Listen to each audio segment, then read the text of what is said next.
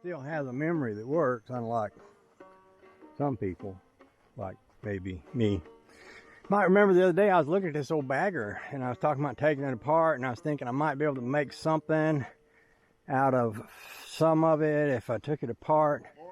And then I got to think about this boat, and I got a golf bag cart in there with some wheels on it, and I was thinking I could make something, put those wheels on it and have it where I could lift that boat up onto that to pull it uphill. And then I got to thinking, this is how my brain works, about this thing again, and I remembered that there's a metal, kind of a metal ring, metal bar here in the bottom of this thing, and it looks like about 35 inches from side to side. And then I got to wondering, how wide is the bottom of this boat? I wonder how wide is the bottom of this boat? I wonder how wide is the bottom of this boat? 35 inches. So the bottom is about 31, 35. So it might be, just might be, that if I took this thing apart and I took that little metal piece off the bottom of it, that I might be able to sit this on the bottom of that boat. And put wheels on it. And then use it to put the boat up on to pull it up the hill. Oh, wouldn't that be clever? Yeah, sure would. Only way to know for sure is to get it off of there, which would mean, let me put my glasses on here. I put my glasses on. What do we got here? It looks a lot like those little rubber pull-out thingies. There's a bolt over there in that part.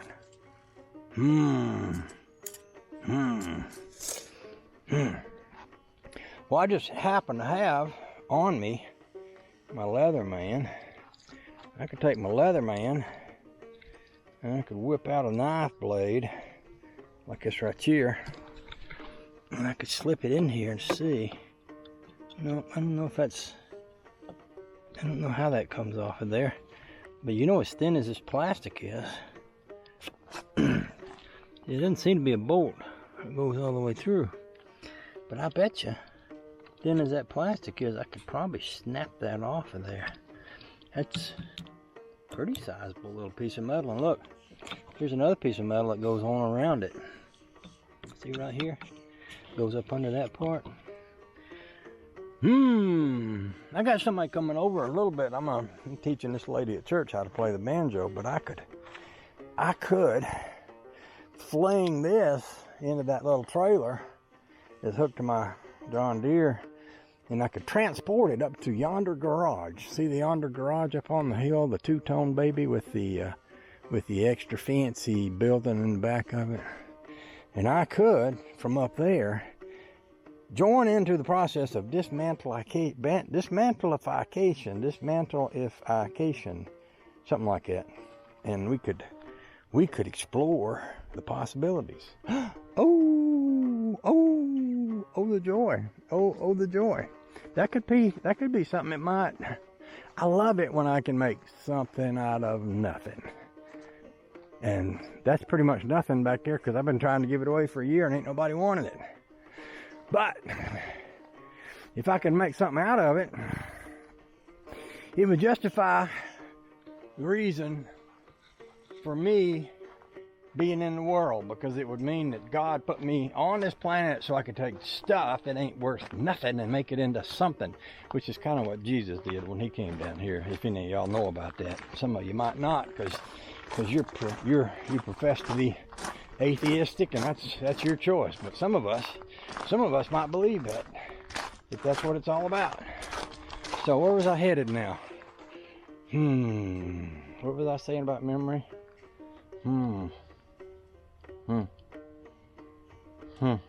Oh, I know where I was heading. I was going to show you the wheels I'm thinking about, which is something else that I ain't really got to. See, the wheels are are they? Where is it? What did I do with it? The wheels are on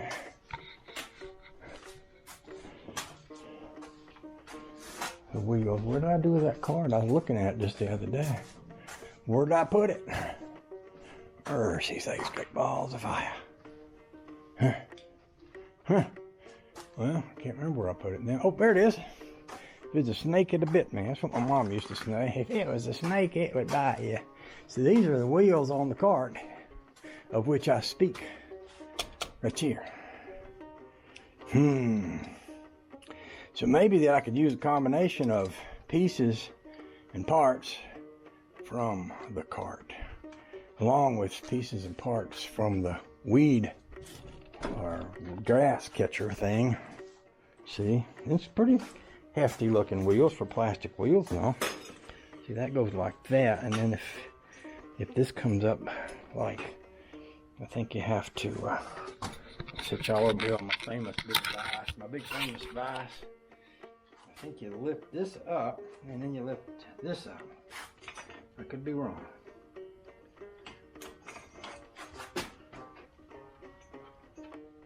Maybe push it down. Maybe pull it out. What did I do to get that out the other day? Geez, I don't know. This thing is too complicated for me. Well, that's how you do it right there, but I don't know how that works. But anyway, okay. So here we go. See, now we got. Okay. We got nice wheels there. Or I could do two. I wonder how far it is between them wheels. Oh, let's look at that. Yep,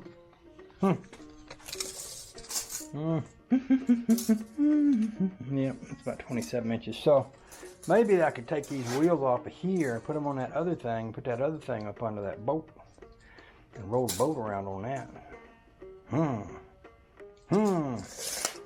Something to consider. That right there is something to consider, ain't it? Yes, it is. Okay.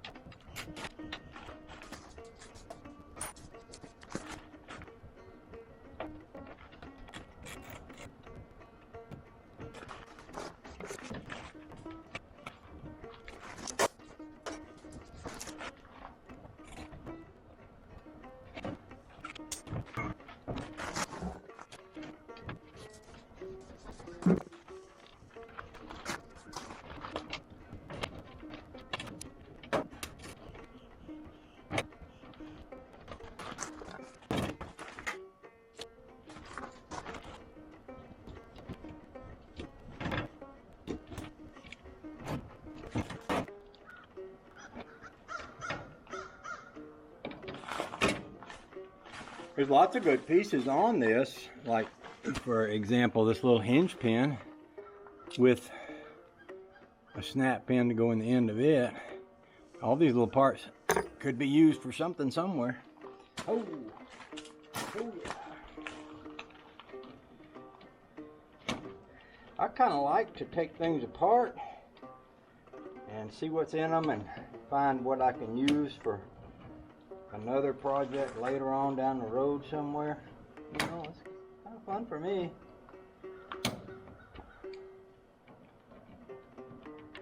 Wasn't a lot to do when I was a kid. Both my parents worked. I was home by myself, but I did have some model cars. I'd get $1 a week for my allowance, and you know, money for cutting grass and stuff like that. And when I had enough saved up, I could go into town. She'd let me walk into town after school. There's a couple of different dime stores on the street. Both of them sold model cars. They both sold a little bit different ones, you know. One had the Rebel models and one had the AMC models and such as that. But I'd walk up and down the street for hours until I decided where I wanted to spend my money, and then I'd get me a model car. Of course, once I got it, I'd put it together, but then sometimes I'd take it back apart and put it together in a whole different way. I'd swap motors and wheels and parts all around, kind of like I'm doing today, except on a smaller scale.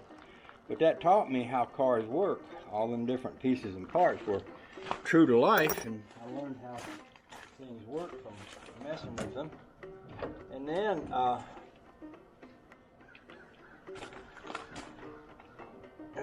then sometimes I would play with fire a little bit, and I would burn up the car. Just sort of melt it, you know, and that would allow me to reshape fenders and do things like that.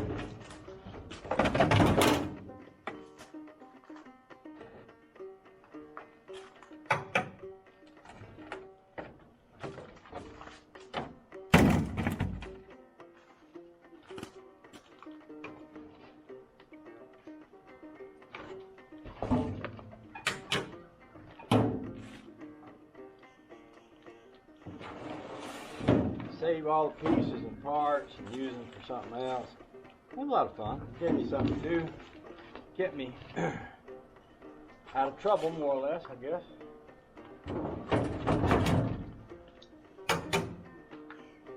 Not that there was a lot of trouble to get into, because you know we lived so far out in the country. If anybody ever came down our road, they were lost or coming to see us, one or the other. But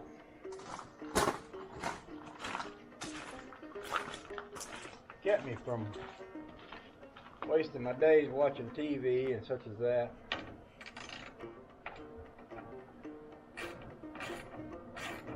So that's what I'm doing now. I'm just taking everything apart to get the parts out of it. I said something the other day about nuts and bolts and screws and things, and I was talking about how Eric Polson had given me a jar of nuts and bolts and screws and things. And you know, a lot of times taking something like this apart and saving the nuts and bolts and screws is a good way to get them. Things cost money if you go buy them at the store, and if you do it this way, you save a little money and you learn some stuff about how things work and all of that. You know, it's kind of cool, pretty cool.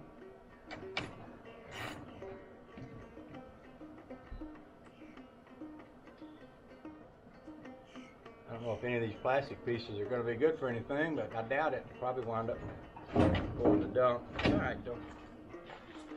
They need job security too over at the dump there. Yeah, they do.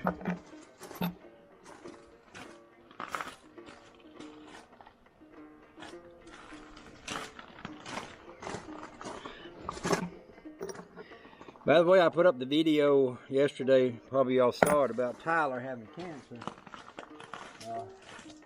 We're going to be going back to Maine in a few days, and I'm gonna go get Tyler, and I'm going to take him any place he wants to go, do anything he wants to do, or is able to do, considering whatever his medical condition might be once I get there. But he's a good egg. I like him a lot. The whole cancer thing's gotten out of hand. You know, Merle died of cancer a few days ago. I got a friend in Arizona that's got cancer. There's some YouTubers that I won't name, but y'all know who you are, who's been having issues with cancer. You know who you are. And it's just like, man, it's just way, people worry about a lot of things in the world, but this cancer thing seems like something that deserves some concern to me, because it's just amazing how many people get it, suffer from it, and die from it too. You know, it's pretty awful. It's a pretty awful thing that can happen to people, and I think it's wrong, and we should be against it. We should try to figure out a way to make it stop. That's what I think. That's just my 2 cents worth right there. And sometimes all we can do is pray and pray some more, you know.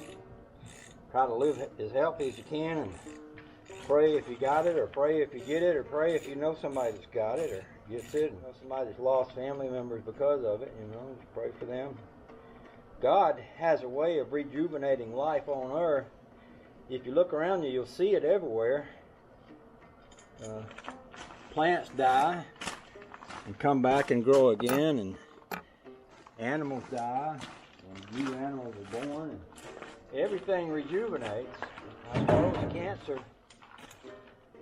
it could be argued, is part of the mechanism for that rejuvenation, but it's still pretty bitter when it happens, you know. Hard to be real accepting. I got a friend that got really upset when Merle died, said something about being mad at God, and I said, listen, if it wasn't for God, Merle would have never been born, and you would have never got to know her, and you would have never been born. I mean, just because the cycle of life comes around and goes around, that's not a reason to get mad at God. That's just natural. Much as we don't like it sometimes, it's just natural. Things live, things die, things get rejuvenated and come back in various ways. Babies are born, and fresh new animals are born, and plants and all that. I'm getting a little bit philosophical. And I'm not a Philistine, so I probably shouldn't be even talking about it, because I don't know nothing much. But what little bit I know, I'm always happy to chatter on about as if I knew something. Right? Right. So, there's things that could be done other than this. I was just looking up at the, up there, I got some wiring I could be doing around here. I think I want to get me some gloves before I handle, well, those probably.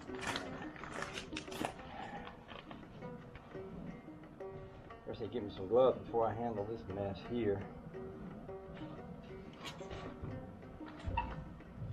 Yeah, see if I can find me some gloves. I'll be right back.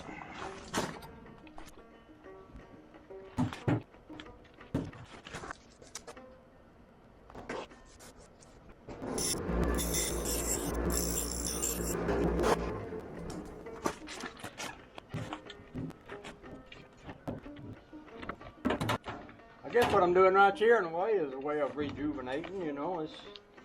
This old mower deck nobody wanted. Probably would have been okay if somebody had wanted it, and nobody did. So by doing what I'm doing here, I'm saving the good parts, the bad parts. It'll in some form live to be used another day. Oh, the joy! Oh, the joy!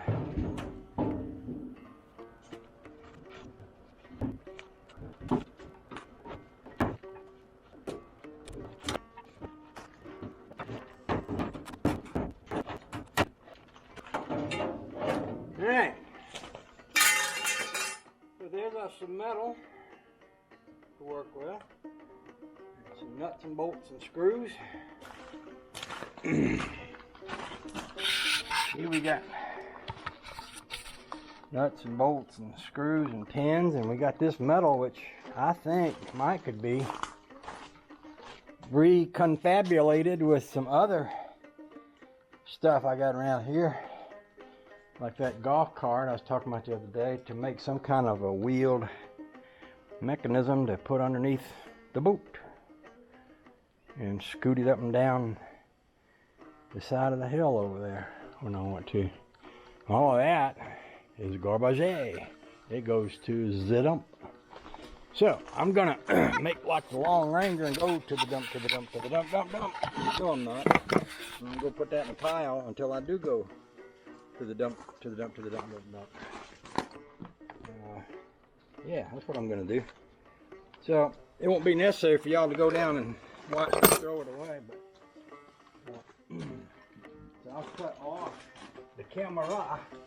I'm getting very multicultural because I'm speaking in foreign languages. Like instead of saying camera, I'm saying la camera, as though I was French. Which there is a guy in France. I know several people in France and England, and some of them are French, and some of them speak French, and some of them are hot rod guys that speak French, which is, you know, you wouldn't think about it, but it's true. It happens over there. There's a hot rod crowd in France.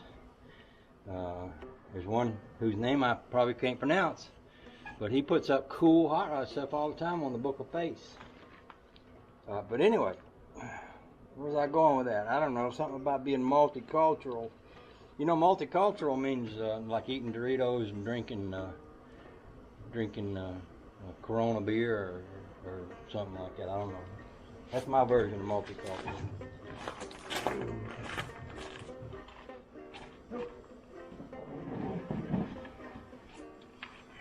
Got a few more little nuts and bolts here that could be took off.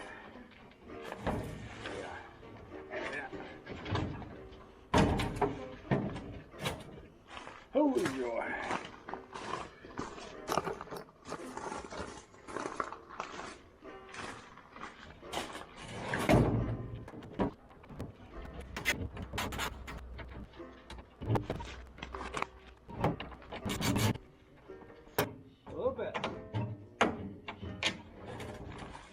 A little bit hot and sticky today. It was yesterday too.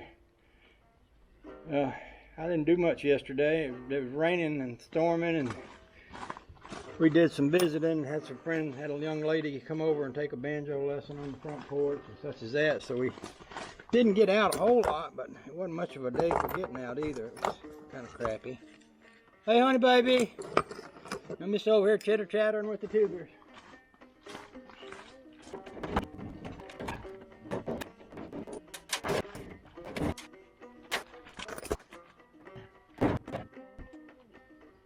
Piece of gas line in there. Oh no, that's some kind of molding stuff. Okay.